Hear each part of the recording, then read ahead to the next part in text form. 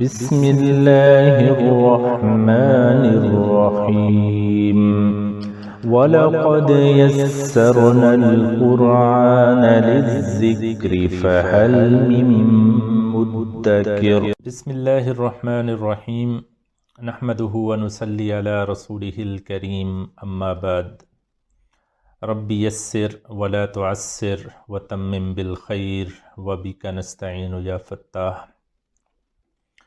معزز ناظرین و سامعین، السلام علیکم ورحمۃ اللہ وبرکاتہ۔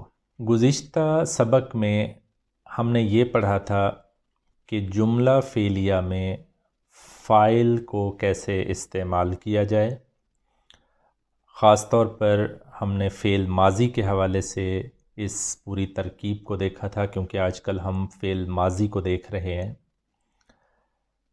آج ہم انشاءاللہ یہ دیکھیں گے کہ جملہ فعلیہ میں مفعول کو کیسے استعمال کیا جاتا ہے، مفعول کی مختلف صورتیں، کہ جیسے ہم نے فاعل کے لیے دیکھا تھا کہ فاعل اسم ظاہر بھی ہو سکتا ہے، اسم ضمیر بھی ہو سکتا ہے، تو اسی طرح مفعول کے لیے بھی ہم دیکھیں گے کہ مفعول اسم ظاہر بھی ہو سکتا ہے، اسم ضمیر بھی ہو سکتا ہے۔ تو اس کی مختلف صورتیں انشاءاللہ آج کے اس لیکچر میں ہم کور کریں گے۔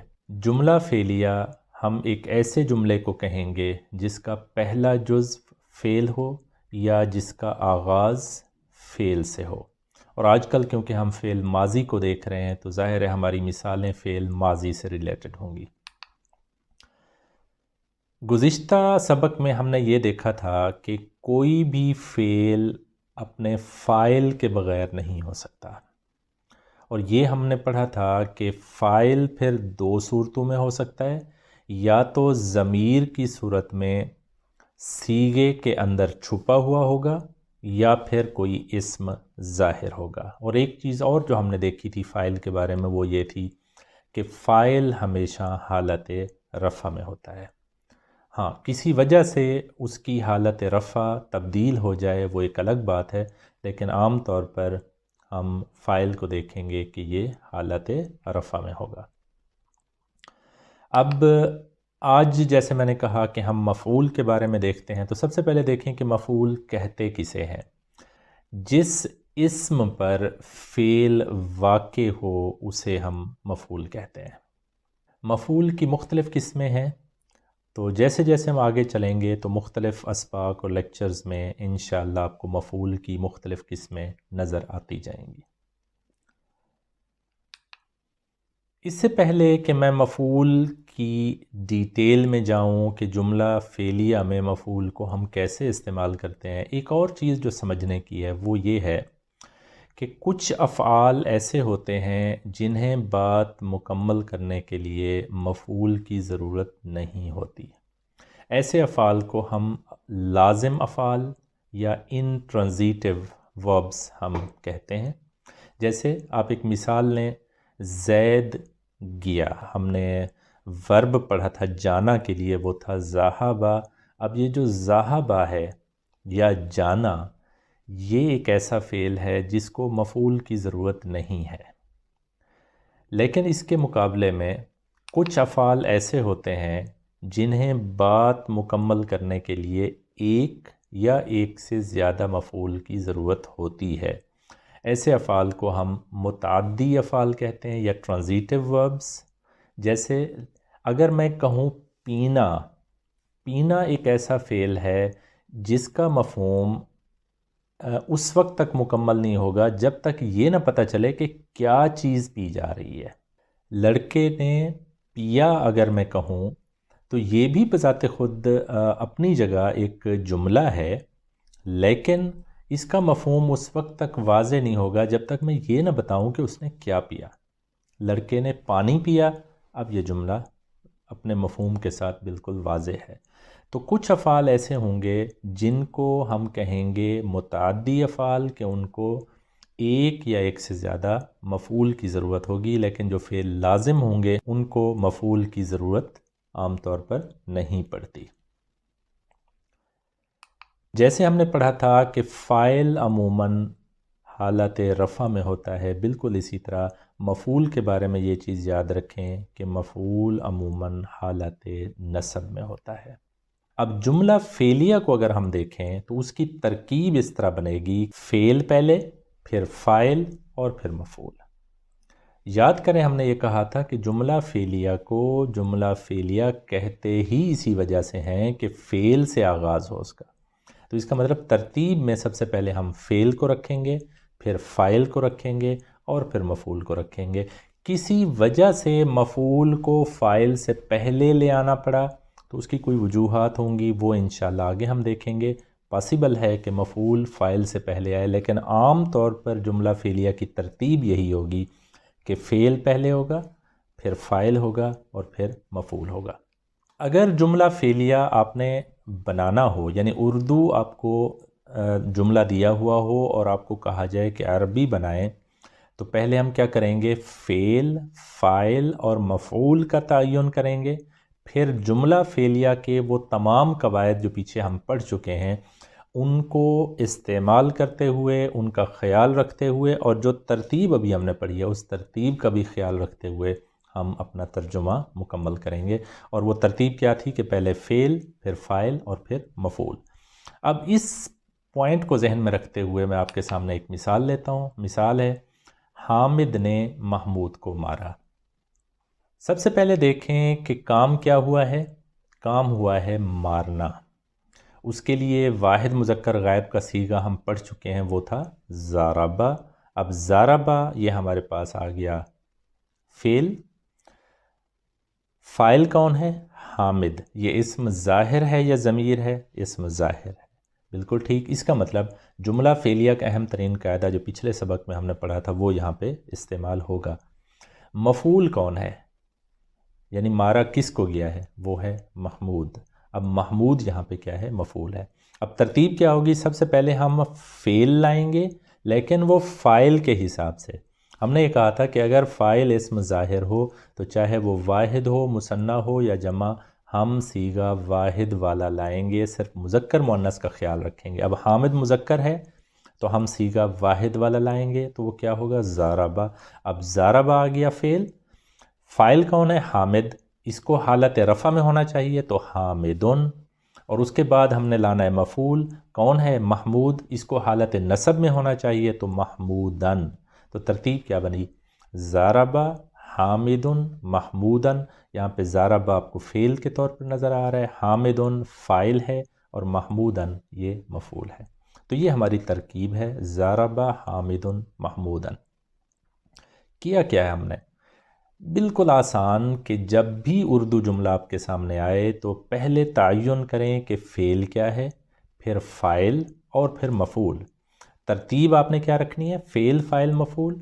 اور فاعل کے بارے میں ہم نے یہ دیکھنا ہے کہ آیا وہ اسم ظاہر ہے یا ضمیر۔ اگر تو اسم ظاہر ہوگا تو جملہ فعلیہ کا اہم ترین قاعدہ ہم استعمال کریں گے، جو مفعول ہوگا اس کو ہم کیا کریں گے؟ حالت نصب ملائیں گے، اور فاعل کو حالت رفع ملائیں گے۔ ایک جملہ ہے جی، اللہ نے زمین کو پیدا کیا۔ فعل کیا ہے؟ پیدا کرنا، اور یہ فعل ماضی ہے۔ پیدا کرنا، اس کے لیے ہم نے فعل پڑھا تھا، وہ تھا خالقہ۔ اب خالقہ یہ ہمارا واحد مذکر غائب کا پہلا صیغہ ہے اس فعل کا۔ فاعل کون ہے؟ اللہ۔ مفعول کون ہے؟ زمین۔ اس کو ہم معرفہ لائیں گے۔ اب خالقہ پہلا صیغہ، کیوں؟ جملہ اسمیہ کا اہم ترین قاعدہ اسم ظاہر ہے، لہٰذا ہم واحد مذکر غائب والا صیغہ استعمال کریں، خالقہ۔ آگے اللہ، حالت نصب میں اس کو رکھیں گے، یہ فاعل بن جائے گا، اور الارض یہ حالت نصب آپ کو نظر آ رہی ہے کیونکہ ہم اس کو مفعول کے طور پر استعمال کر رہے ہیں۔ جملہ آپ کو کیا نظر آ رہا ہے؟ خلق اللہ الارض، کہ اللہ نے زمین کو پیدا کیا۔ اللہ نے آسمانوں کو پیدا کیا۔ اب پیدا کرنا اسی طرح فعل ہے، فاعل اللہ ہے، اور اب مفعول کیا ہے؟ آسمان، آسمان جمع۔ اسی طرح ہم معرفہ اس کو لائیں گے تو خلق اللہ السماوات۔ اب خلق فاعل کے مطابق ہم نے صیغہ استعمال کیا، فاعل واحد مذکر ہے لہٰذا ہم نے واحد مذکر استعمال کیا صیغہ خلق اللہ، اور آگے السماواتی، اب یہ آپ کو نظر آ رہا ہے کہ حالت نصب ہے۔ تو آپ کے ذہن میں ایک سوال پیدا ہو رہا ہوگا کہ سماواتی، تا کے نیچے تو زیر ہے، تو یہ تو حالت جر بظاہر نظر آ رہی ہے، لیکن آپ یاد کریں ہم نے جمع مؤنث، جمع سالم مؤنث کے لیے قاعدہ پڑھا تھا کہ آتن اور آتن کی آواز تھی۔ آتن آواز تھی حالت رفع کی، اور آتن دونوں حالت نصب اور حالت جر۔ اب الف لام کی وجہ سے تنوین ہٹی، السماواتی۔ اب ان دونوں جملوں کو میں اگر جوڑ دوں، اللہ نے آسمانوں اور زمین کو پیدا کیا۔ اب یہ دیکھیں کہ فاعل یہاں پہ اللہ ہے، کام وہی ہے پیدا کرنا۔ اب دو مفعول ہیں، آسمانوں اور زمین، درمیان میں اور یہ بتا رہے کہ یہ حروف یعنی حرف عطف واو کا ہم یہاں پہ استعمال کریں گے اور کے لیے، لیکن یہ جو پیدا کرنا ہے یہ کام دونوں کے اوپر ہوا ہے، آسمانوں اور زمین۔ خالقہ پیدا کرنا کے لیے، اللہ کے مطابق ہم نے یہ فعل استعمال کیا، خالق اللہ، اللہ نے پیدا کیا۔ آگے السماواتی، آسمانوں آپ کو نظر آ رہا ہے جمع ہے، والارض، اور زمین، تمام آسمان یا آسمانوں اور زمین۔ اللہ نے تمام آسمانوں اور زمین کو پیدا کیا، یا اللہ نے آسمانوں اور زمین کو پیدا کیا۔ تو اب آپ کو مفعول حالت نصب میں نظر آ رہے ہیں اور فاعل حالت رفع میں نظر آ رہے ہیں، اور فعل ہم نے خالق کا فاعل کے مطابق استعمال کیا ہے۔ ایک اور مثال دیکھیں، حامد نے محمود کی مدد کی۔ کام کیا ہوا ہے؟ مدد کرنا، تو فعل ہو گیا مدد کرنا کے لیے ناصرہ۔ فاعل کون ہے؟ حامد، اسم ظاہر، تو وہی اسم ظاہر واحد مذکر ہے، لہٰذا ہم واحد مذکر کا صیغہ استعمال کر رہے ہیں، ناصرہ۔ ناصرہ حامد محمودن، حامد نے محمود کی مدد کی۔ اچھا، ایک چیز اور آپ کو بظاہر نظر آ رہی ہوگی کہ میں ترجمہ کرتے ہوئے نے اور کو کے دو الفاظ استعمال کر رہا ہوں۔ عام طور پر نے کا لفظ فاعل کے لیے یوز ہوتا ہے اور کو کا لفظ مفعول کے لیے یوز ہوتا ہے۔ تو اب جیسے حامد نے محمود کی مدد کی، تو یہ بظاہر آپ کو یہاں سے بھی پہچان ہو جائے گی کہ فاعل کون ہے اور مفعول کون ہے۔ ایک اور مثال دیکھیں، مبشر نے 2 سبق یاد کیے۔ اب یہاں پہ کام کیا ہوا ہے؟ یاد کرنا۔ اس کے لیے لفظ، اس کے لیے فعل کیا تھا؟ حافظہ۔ حافظہ فاعلہ کے وزن پہ، حافظہ اس نے یاد کیا۔ اب حافظہ ادھر سے فاعل کون ہے؟ مبشر، مبشرن، حافظہ مبشرن۔ آگے مفعول کیا ہے؟ 2 سبق۔ سبق کی عربی درسو، لیکن اس کو ہم پہلے تو معرفہ لائیں گے، کیونکہ کوئی 2 سبق یا کچھ 2 سبق کی بات ہم نہیں کر رہے، کوئی خاص 2 سبق ہیں، لہذا معرفہ۔ اور حالت اس کی مثنیٰ اس کا بنائیں، 2 سبق ہیں تو کیا بنے گا؟ الدرسانی۔ لیکن حالت نصب میں ہم نے لینا ہے کیونکہ مفعول ہے، تو الدرسینی۔ اب جملہ بظاہر ہونا چاہیے حافظہ مبشرن الدرسینی، لیکن مبشر اور الدرسینی کو جوڑنے کے لیے تجوید کا قاعدہ یہ ہے کہ اگر معرف باللام اسم سے پہلے تنوین والا کوئی اسم نظر آئے تو ہم کیا کرتے ہیں کہ اس پہلے اسم کی تنوین کو ہٹاتے ہیں اور ایک نون کا یہاں پہ ہم اضافہ کرتے ہیں، اس کو آپ نون تنوین کہہ لیں۔ تو یہ نون کا اضافہ کر کے ہم اس کو جوڑتے ہیں، تو اس کو ہم پڑھیں گے مبشر الدرسینی۔ تو یہ اصل میں وہی بات کہ وہ جو تنوین تھی را کے اوپر، صرف اس کو ہم نے اس طرح کیا ہے کہ وہاں پہ تنوین نہیں رکھی، نون تنوین یہاں ہم نے آگے کر دیا ہے۔ تو حافظہ مبشر الدرسینی، یہ اب آپ کا جملہ بن گیا۔ میں نے قرآن پڑھا۔ اب آپ دیکھیں کام کیا ہوا ہے؟ پڑھنا، اور فاعل کون ہے؟ میں۔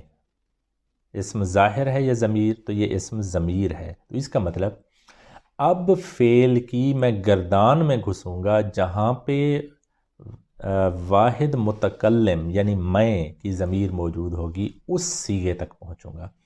تو اب قرأ فعل ہے، اب قرأ کی گردان آپ پڑھیں، قرأ، قرأ، قرأوا، قرأت، قرأتا، قرأنا، قرأت، قرأتما، قرأتم، قرأتی، قرأتما، قرأتن، قرأتو، قرأنا۔ یہ جو قرأتو ہے اس کے اندر آپ کو نظر آ گیا کہ یہ واحد متکلم یعنی میں کی ضمیر چھپی ہوئی ہے۔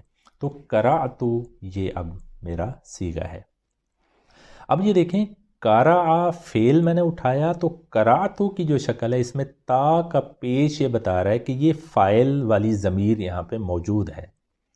تو قرأتو یہ دونوں اس کے اندر فعل اور فاعل اکٹھے آ گئے، اور آگے القرآن حالت نصب میں تو یہ مفعول ہو گیا۔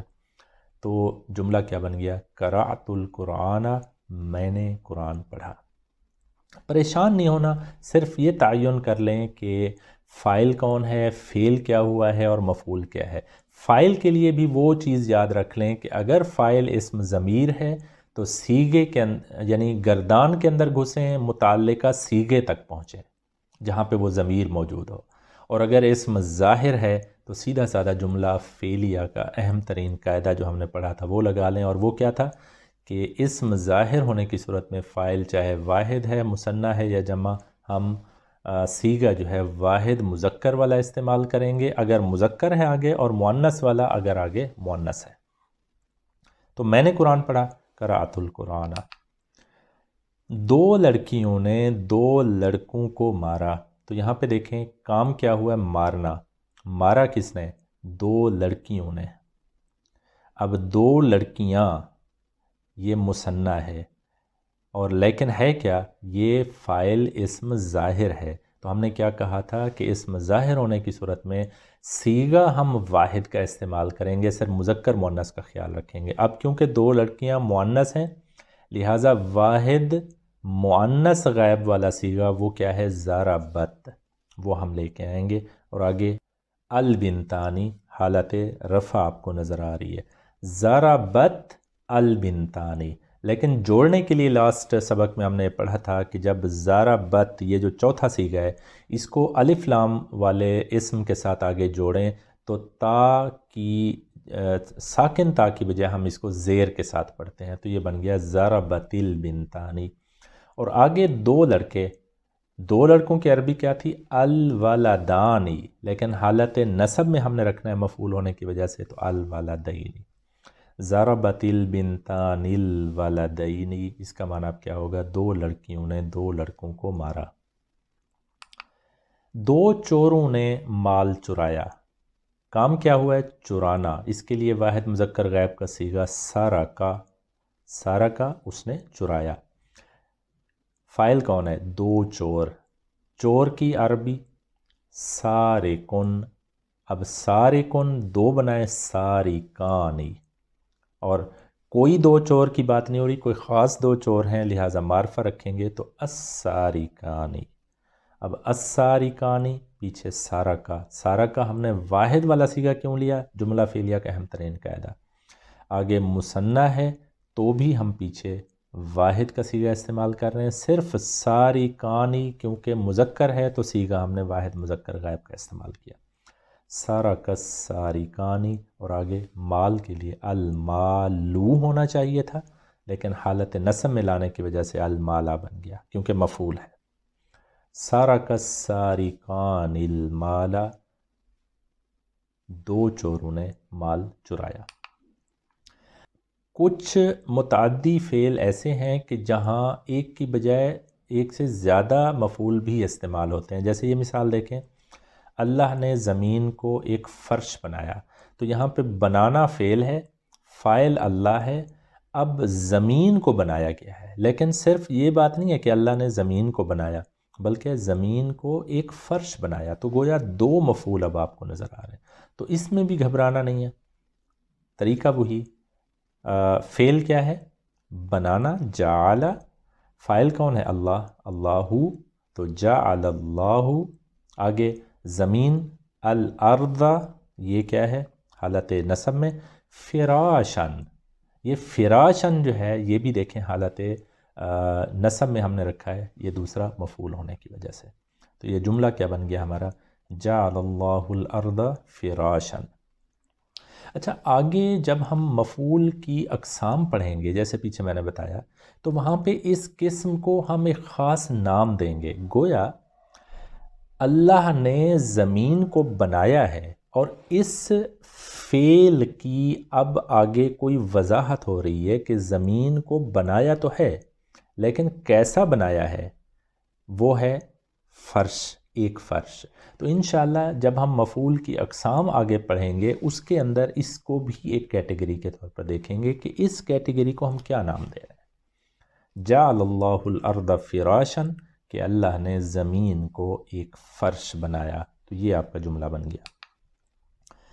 جیسے ہم نے فاعل کے بارے میں دیکھا تھا کہ اس میں ضمیر بھی فاعل کے طور پر استعمال ہوتا ہے جو کہ صیغے میں چھپا ہوتا ہے، تو مفعول کے طور پر بھی اس میں ضمیر آ سکتا ہے. یعنی جملہ فعلیہ میں فاعل کی طرح مفعول بھی اس میں ضمیر کی صورت میں آ سکتا ہے. پیچھے ہم پڑھ چکے ہیں کہ مفعول حالت نصب میں ہوتا ہے، لہٰذا ضمیر بھی حالت نصب والی ہوگی. اب آپ کو یہ ٹیبل نظر آ رہا ہوگا، یہ وہ ٹیبل تھا جو ہم نے حالت نصب اور جر والا ٹیبل اسے قرار دیا تھا. تو یہ ضمائر آپ کو نظر آ رہی ہیں. تو ہم مفعول کے طور پر جب ضمائر استعمال کریں گے تو اس ٹیبل میں سے استعمال کریں گے. اور یہ ٹیبل کیا تھا؟ ہو، ہما، ہم، ہا، ہما، ہننا، کا، کما، کم، کی، کما، کننا، یا اور نا. تو یہ تھا آپ کا ٹیبل. لیکن ایک چیز آپ کو یہ نظر آئی کہ یہ جو ٹیبل تھا اس کے ساتھ تو ہم نے ایک ڈیش دیا ہوا تھا. اس کا مطلب ہم نے یہ کہا تھا کہ یہ ضمائر جب بھی استعمال ہوں گی کہیں نہ کہیں اٹیچ ہوں گی، جڑیں گی آ کے. اب سوال یہ ہے کہ یہ کہاں جوڑیں گے ہم؟ تو اس کا طریقہ یہ ہے کہ اگر مفعول ایک ضمیر کے طور پر ہوگا تو ہم جملہ فعلیہ کی وہ جو پیچھے ترتیب پڑھی تھی اس ترتیب کو توڑتے ہوئے مفعول کو فاعل سے پہلے لائیں گے اور آ کے فعل کے ساتھ اس کو اٹیچ کر دیں گے.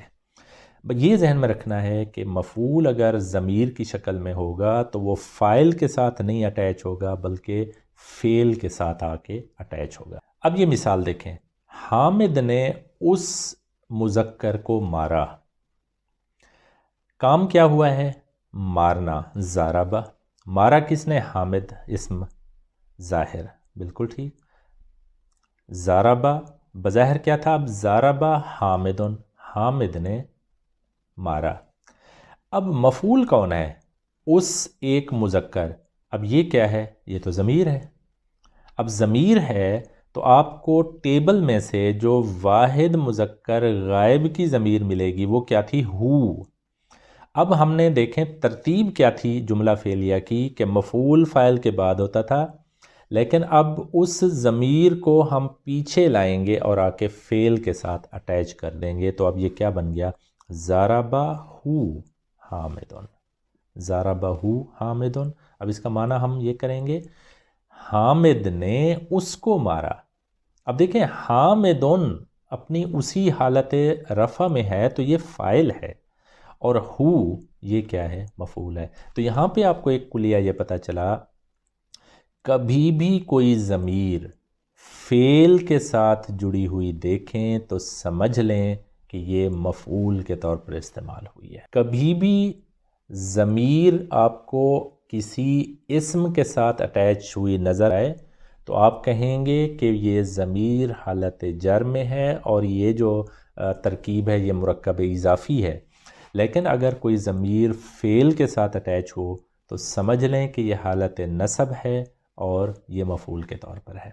اچھا، بعض اوقات اسم ضمیر دونوں فاعل اور مفعول دونوں کے طور پر بھی استعمال ہو سکتی ہے، لیکن یہ تو ہمیں پتہ ہے کہ اگر اسم ضمیر فاعل کی صورت میں ہوگا تو وہ صیغے کے اندر چھپا ہوگا، تو ہمیں ظاہر پھر بھی ایک ہی ضمیر نظر آئے گی. وہ کون سی ہوگی؟ جو مفعول والی ہوگی اور وہ آ کے اٹیچ ہوگی. اب اس کی ایک مثال دیکھیں. مثال ہے، اس نے تم سب مؤنث کو مارا.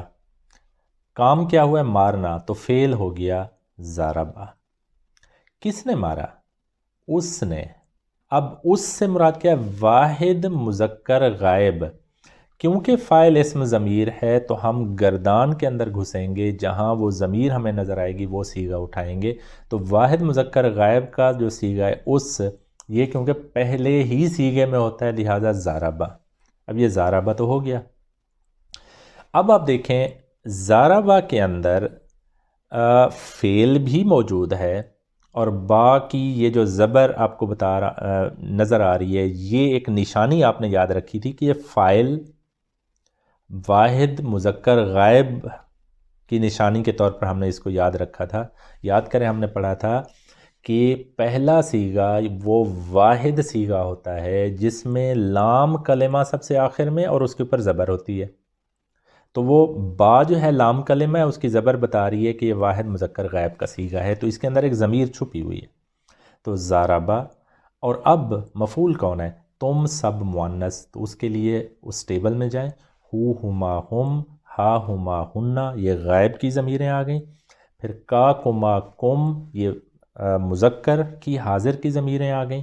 اور کی کما کننا، یہ کننا جو ہے کیا ہے؟ تم سب مؤنث. وہ آ کے اب فعل کے ساتھ جوڑ دیں تو یہ کیا بن گیا؟ ضربہ کننا. تو یہاں پہ فعل فاعل کے مطابق موجود ہے ضربہ، اور با کی زبر یا یہ جو ترکیب ہے ضربہ یہ بتا رہی ہے کہ اس کے اندر ہوا کی ضمیر یعنی اس وہ چھپی ہوئی ہے. اور آگے مؤنث جمع مؤنث جو مفعول ہے اس کی ضمیر آپ نے اٹھائی، کننا آ کے اٹیچ کر دی، ضربہ کننا. یہ اب آپ کی ترکیب ہے. اس کا معنی اب کیا ہوگا؟ اس نے تم سب مؤنث کو مارا. اگر میں کہوں اس نے ان سب مؤنث کو مارا تو وہ کیا تھا؟ ہننا کی وہ ضمیر ہوتی، تو ہم ضربہ ہننا، اس نے ان سب مؤنث کو مارا. اس نے ان سب مذکر کو مارا، ضربہ ہم، وہ آ جائے گا. ایک چیز اور جو میں یہاں پہ آپ کو بہت اہم صیغہ بتانا چاہ رہا ہوں، اس کے لیے یہ مثال دیکھیں. اس نے مجھے مارا. اب پہلے دیکھیں مارا کام ہے ضربہ، اس نے تو یہ ضمیر ہے کیونکہ، تو لہٰذا واحد مذکر غائب کی ضمیر تک ہم گردان میں گھسیں گے، وہ ہے ہی پہلا صیغہ تو ضربہ. اب ضربہ اس کے اندر فعل بھی آ گیا، فاعل بھی آ گیا، ٹھیک، ضربہ. لیکن مفعول کون ہے؟ میں. اس میں ضمیر ہے، تو ضمیر حالت نصب والے ٹیبل سے جو واحد متکلم یعنی میں اس کے لیے ہے وہ کیا ہے؟ یائے متکلم. اب یائے متکلم کو ہم نے آ کے اٹیچ کرنا ہے فعل کے ساتھ. اب یہاں پہ ایک وہ سبق یاد کریں، ہم نے یہ پڑھا تھا یائے متکلم کی ایک ضرورت ہے. وہ ضرورت کیا ہے کہ جی اس سے پیچھے جو بھی حرف ہو اس کے نیچے زیر ہونی چاہیے.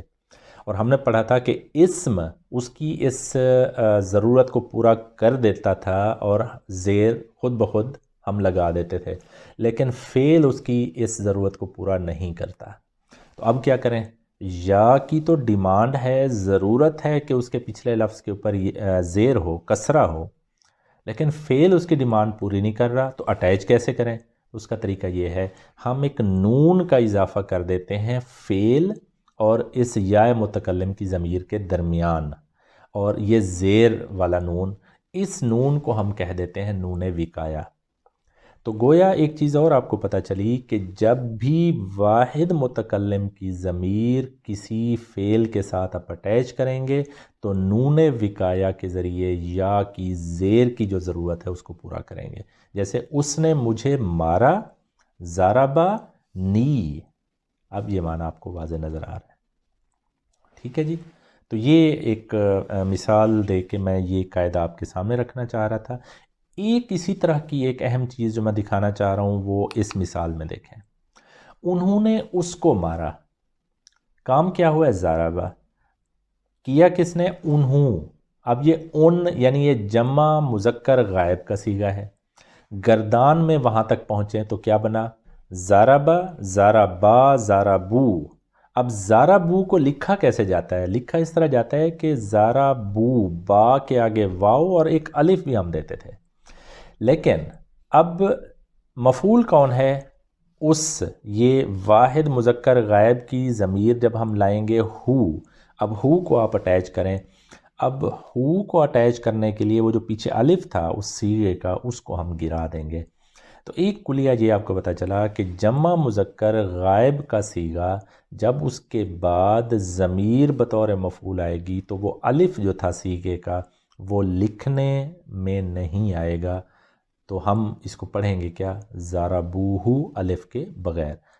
الگ ہوتا تو وہ الف وہاں پہ موجود رہتا. فرض کر میں کہتا انہوں نے حامد کو مارا تو ضربو حامدن، تو وہاں الف وہ آپ کو نظر آتا لکھنے میں. تو یہاں پہ کیا ہے؟ ضربوہ الف آپ کو لکھنے میں نظر نہیں آ رہا. تو یہ ایک اور چیز آ گئی کہ جمع مذکر غائب کا صیغہ اگر کہیں آئے گا اور اس کے بعد مفعول کے طور پر اسم ضمیر آئے گا تو ہم وہ الف صیغے والا جو ہے اس کو ہم گرا دیں گے. اسی طرح ایک اور چیز میں آپ کے سامنے یہ رکھوں گا کہ ایک مثال دیکھیں پہلے. تم سب نے اس کو مارا. مارنا کام ہے ضربہ، تم سب، تم سب. اب یہ کیونکہ فاعل اسم ضمیر ہے تو گردان میں آپ گھسیں گے. تم سب تک کیا ہے؟ ضربہ، ضربا، ضربو، ضربت، ضربتا، ضربنا، ضربتا، ضربتما، ضربتم. اب ضرب تم یہ آپ کے پاس آ گیا صیغہ. اور مارا کس کو ہے؟ اس کو، ضمیر ہے تو واحد مذکر غائب والی ضمیر آپ اٹھائیں ہو. اب ہونا کیا چاہیے تھا؟ ضرب تم ہو. اب یہ ضرب تم ہو یہ آپس میں جڑتے نظر نہیں آ رہے. تو یہاں پہ ہم کیا کرتے ہیں؟ یہ جو تم ہے یہ تمو کی شکل اختیار کر لے گا. تو ہم اب اس کو کیا پڑھیں گے؟ ضرب تمو ہو. تو یہاں پہ ایک کلیہ آپ کو یہ پتہ چلا کہ جمع مذکر حاضر کے صیغے کے بعد اگر ضمیر بطور مفعول آئے گی اس کو اٹیچ کرنے کے لیے یعنی یہ جو تم ہے اس کو ہم تمو کی شکل دے دیں گے. تو یہ ضرب تموہ کا اب معنی کیا ہوگا؟ تم سب نے اس کو مارا. تو یہ تین چیزیں میں نے آپ کے سامنے رکھی. واحد متکلم کی ضمیر کے لیے نون وقایا، جمع مذکر غائب کی ضمیر کے لیے ہم نے کیا کہا تھا کہ الف ڈراپ ہو جائے گا صیغے والا، اور جمع مذکر حاضر کے صیغے کے لیے ہم تم کو تمو کی شکل جو ہے نا وہ دے دیں گے. تو یہ آپ کو مثال آپ کے سامنے آ گئی. بعض اوقات جملہ فعلیہ میں فعل، فاعل اور مفعول کے علاوہ بھی کچھ چیزیں موجود ہوتی ہیں، ان کو ہم عام طور پر متعلق فعل کہہ دیتے ہیں ان اجزاء کو. پیچھے ہم پڑھ چکے ہیں کہ فعل لازم کی صورت میں مفعول ضرورت ہمیں نہیں پڑے گی. تو جملے کی ترکیب کیا ہوگی کہ پہلے فعل لائیں گے، پھر فاعل اور پھر یہ متعلق فعل. لیکن اگر متعدی ہوگا تو پھر ترتیب وہی ہوگی، فعل، فاعل، مفعول اور آخر میں ہم متعلق فعل استعمال کر لیں گے. اب اس کی ایک مثال دیکھ لیتے ہیں. ابراہیم مسجد سے گھر کی طرف گیا. اب یہاں پہ دیکھیں کام کیا ہوا ہے؟ جانا. کیا کس نے ہے؟ ابراہیم. اب جانا کے لیے فعل ہم نے کیا پڑھا تھا؟ ذہبہ. فاعل کون ہے؟ ابراہیم، یہ اسم ظاہر ہے تو ذہبہ ابراہیم یہ تو جملہ بن گیا. لیکن یہ جو ذہبہ ہے یہ متعدی فعل نہیں ہے بلکہ لازم ہے، تو اس کا مطلب اس کے لیے اب مفعول کی ضرورت نہیں پڑ رہی. لیکن مسجد سے گھر کی طرف یہ اب آپ کو نظر آ رہے ہیں اضافی اجزاء، تو یہ ہمارے متعلق فعل ہیں، تو ان کو ہم آخر میں استعمال کر لیں گے. من المسجد الی البیت. ذہب ابراہیم من المسجد الی البیت، اس میں ذہبہ کیا ہے؟ فعل ہے، یہ فعل لازم ہے. ابراہیم حالت رفع میں نظر آ رہا ہے یہ فاعل ہے. من المسجد الی البیت یہ آپ کے سامنے متعلق فعل آپ کو نظر آ رہا ہے. تو یہ تھا ہمارا سبق. آپ مزید اس کی پریکٹس کیجئے گا. آپ سے ملاقات ہوگی انشاءاللہ اگلے سبق میں، جس میں ہم جملہ فعلیہ اور خاص طور پر فعل ماضی کے کچھ اہم قواعد جو اب پیچھے رہ گئے ہیں ان کو پڑھیں گے. اس میں کیا ہے کہ فعل ماضی پر مشتمل ایک جملہ فعلیہ اگر ہو اس کو منفی کیسے بنائیں، اس کو سوالیہ کیسے بنائیں، اس کے اندر تاکید کیسے پیدا کریں. تو یہ کچھ چیزیں ایسی ہیں جو بچی ہوئی ہیں. اور ساتھ یہ کہ فعل ماضی کو مجہول اگر بنانا ہو تو وہ ہم کیسے بنائیں. تو یہ کچھ چیزیں ہیں جو انشاءاللہ ہم اگلے لیکچر 1 یا 2 لیکچرز میں مکمل کریں گے تاکہ جملہ فعلیہ کا یہ جو فعل ماضی کا حصہ ہے وہ مکمل ہو جائے. انشاءاللہ آپ سے ملاقات ہوگی اگلے لیکچر میں۔ سبحان ربک رب العزت عما یصفون وسلام علی المرسلین والحمد للہ رب العالمین۔ السلام علیکم ورحمۃ اللہ وبرکاتہ۔